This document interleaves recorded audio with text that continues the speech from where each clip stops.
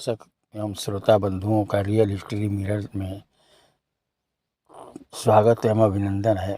मैं आप लोगों के सामने एक चौंकाने वाला वीडियो लेकर आया हूं, जिसका शीर्षक है पौरा बौद्ध विहार बना मुंडेश्वरी धाम। यह पौरा बौद्ध विहार बिहार प्रांत के कैमूर जिला के भगवानपुर प्रखंड मुख्यालय से लगभग 6 किलोमीटर पश्चिम पौरा पहाड़ी पर बना था, जिसको आप इस वीडियो में देख सकते हैं कि भारत के मूल संस्कृति पौरा बौद्ध विहार को तोड़कर हजारों टुकड़ों में कर दिए गए हैं। इसके मंदिर के चारों तरफ बौद्ध अवशेष बिखरे पड़े हुए हैं और एक बुद्ध जी की मुख्य प्रतिमा को सोने के आँख और माथे पर मुकुट, बदन पर चुनरी वगैरह ओढ़ाकर ढक दिए गए हैं और मुकुट और लीलार के बीच में ध्यान से आप देखेंगे तो बुद्ध जी की बूटीदार टोपी और उनके शिल्प कला से मेल खाता है और इनका नाम मुंडेश्वरी धाम प्राचीनतम मंदिर के नाम से गूगल से लेकर main stream media, social media, print media, नेता अधिकारी तक प्रचार में लगे हुए हैं। यहाँ सभी लोग देखने जाते हैं, लेकिन कोई भी व्यक्ति इस पर विचार नहीं करता कि यह मूर्ति किसकी है और यह अवशेष क्यों बिखरे पड़े हुए हैं। यहाँ पर अंधाधुंध हजारों लाखों लोग आते हैं और हार फूल चुनरी लचदाना नारियल चढ़ाकर इस मुख्य प्रतिमा पर चले जाते हैं।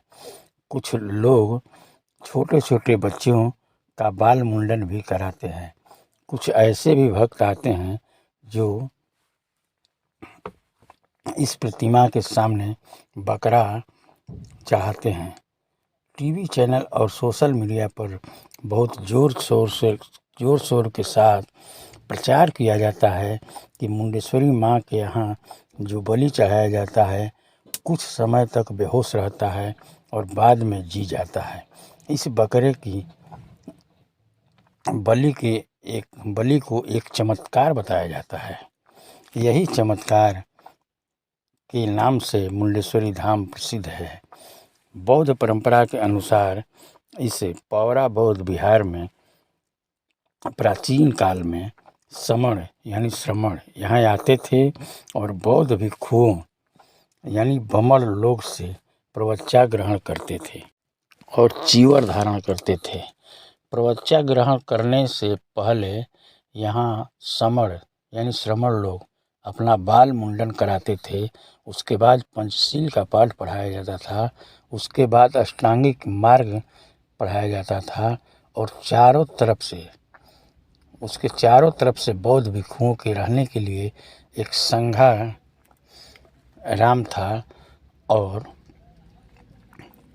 और बीच में अष्टांगिक मार्ग के प्रतीक अष्टकोणीय बौद्ध विहार था, जिसको पंचशील के तौर पर पंचकर्मा करते थे। उसके बाद अपना ज्ञान आदान प्रदान करते थे। मुगल काल में बौद्ध परंपरा विरोधियों ने भारत के मुख्य बौद्ध विहार में रहने वाले बौद्ध भिक्षुओं को मारकर बौद्ध अनुयायियों को शूद्र और अछूत घोषित कर दिए। जैसे केदारनाथ, सोमनाथ, बद्रीनाथ, बैद्यनाथ, जगन्नाथ एवं तिरुपति बालाजी का नाम प्रचारित करने लगे। उसी में से एक पौरा बौद्ध विहार भी था, जहाँ पर मुंडन कार्यक्रम अभी भी जारी था। उसी का नाम परिवर्तित करके मुंडेश्वरी धाम घोषित कर दिया गया है। बौद्ध परंपरा में हार फूल माला नारियल बलि आदि वर्जित था और यहाँ बौद्ध परंपरा के विपरीत सारे परंपराएं एक कपोल कल्पित कथाओं के माध्यम से लोगों का माइंड वॉश कर दिया गया है। अब इस कपोल कल्पित कथाओं के नशा में चूर अंधभक्त पंचशील और अष्टांगिक मार्ग को भूलकर उसी बुद्ध प्रतिमा पर अंधाधुंध पूजा पाठ, यज्ञ हवन, बकरे की चढ़ावा करते हैं, जो कि बौद्ध परंपरा के अनुसार यह विपरीत है। अब आप विचार कीजिए कि यह अंधभक्ति क्यों है। इसका कारण यह है कि 13वीं सदी में बौद्धों के अंतिम विश्वविद्यालय नालंदा को जला दिया गया।